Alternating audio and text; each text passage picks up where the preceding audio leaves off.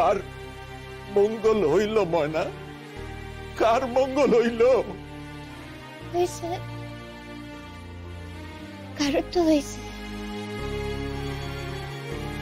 ও বাবা, ঠাম্মা কেমন আছো? ঠাম্মা যখন শুনবো এই কথা কান, তুমি ঠাম্মারা কইও না কিন্তু এসব। কতদিন লুকামো আমি, কতদিন?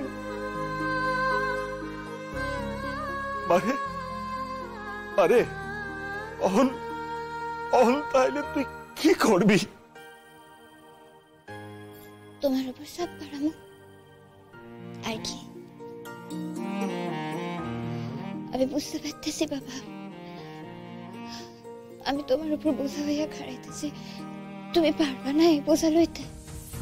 কি যে কস মা, বাবা যতদিন বাইসা আছে বাবা এই বোঝা লইব, কিন্তু তুই তুই এই বোঝা কেমনে বইবি তুই জানিস। চিন্তা করো না বাবা, সব ঠিক হইয়া যাইব। কইতেছি, তুমি খাইছো নি? ও খাইছি, খাইতে তো হইবই। তুমি নিজের খেয়াল রাখো কিন্তু। রাখুম, তুইও নিজের খেয়াল রাখিস। মানে তুই একবার আইবি না বাংলাদেশে? না বাবা, অহন লেখাপড়া সাইরা কি কইরা আমি কত। আচ্ছা আচ্ছা রাহি, রাখি অহন। আচ্ছা বাবা, একখান কথা কমু। কইতেছি, তোমারে খবর খান খেয়ে দিছে ডাক্তার বাবু? না, বেআই মশাই ফোন করছিলেন। কেন? না গো, ওই এমনি জানতে চাইতেছিলাম। রাখতেছি বাবা।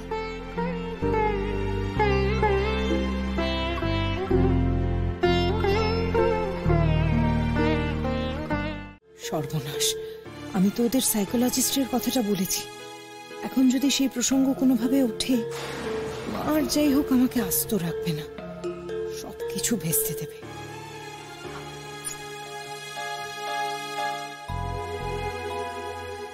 কেমন আছেন? ভালো।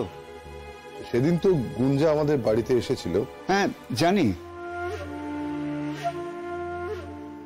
বলছিলাম কি, আপনার সঙ্গে বাড়িতে গিয়ে একটু কথা বলা যায়?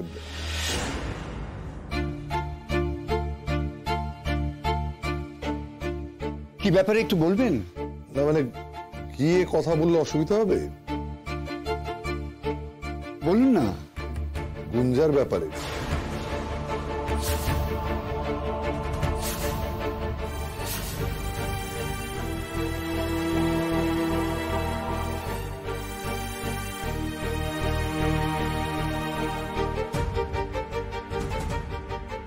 বেশ, আসুন। আচ্ছা, আজ গেলে অসুবিধা হবে? না না, আসুন আসুন, আমি বাড়িতেই আছি। Thank you, thank you.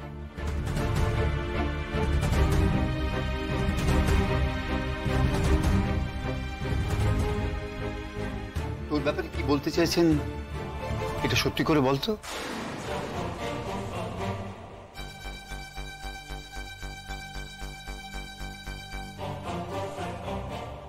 আমি কি করে জানবো বলো তো বাবা? এই সাইকোলজিস্টের ব্যাপারটা আমাকে ম্যানেজ করে রাখতে হবে। সত্যি তুই জানিস না কি হয়েছে? আচ্ছা মা, তুমি আমাকে একটা কথা বলো তো, তুমি কেন এরকম সবসময় আমাকে সন্দেহ করো? না মানে তোমার কেন সবসময় মনে হয় যে আমি মিথ্যে কথা বলি? কিছু মনে করিস না গুঞ্জা, ঘর পোড়া গরু তো, তাই সিঁদুরে মেঘ দেখলে। আমি আর আগের মতো নেই, কেন বুঝতে পারছো না তোমরা? আমি নিজেকে সম্পূর্ণ বদলে ফেলেছি, আর নিজেকে বদলানোর জন্য এমনকি আমি সাইকোলজিস্টও দেখিয়েছি।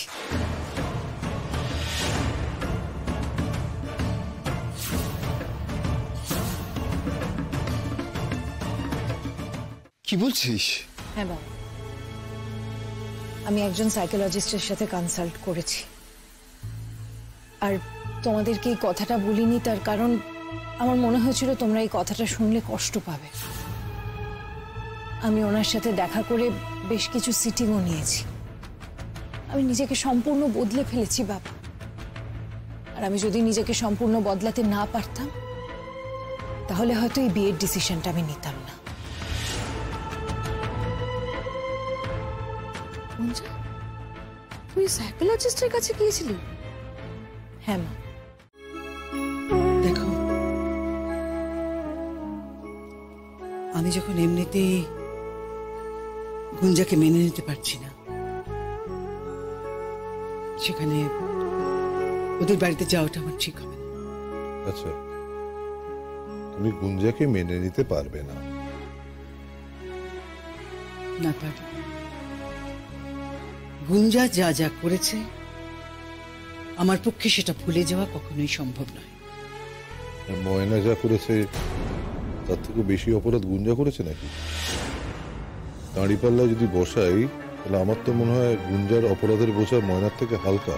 কারণ গুঞ্জা যেটা করেছে সেটা সম্ভবত রোদ্দুরকে ভালোবেসে করেছে, আর ময়না বোধহয় করেছে নিজের স্বার্থে। ময়না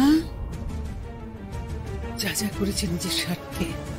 আমার তো এখন তাই মনে হচ্ছে, হয়তো কলকাতা ডাক্তারি পড়তে আসাটাই ওর মূল উদ্দেশ্য ছিল। দেখো, আমি তোমাকে ময়নার হয়ে কোনো কিছুতে বলতে চাইনি, তাই তুমিও গুঞ্জার হয়ে আমাকে কিছু বলতে এসো, এটাই বলার। তুমি খুব ভালো করেই জানো রঞ্জা, আর আমরাও জানি যে তুমি রাজি না হলে রোদ্দুর এই বিয়েতে রাজি হবে না।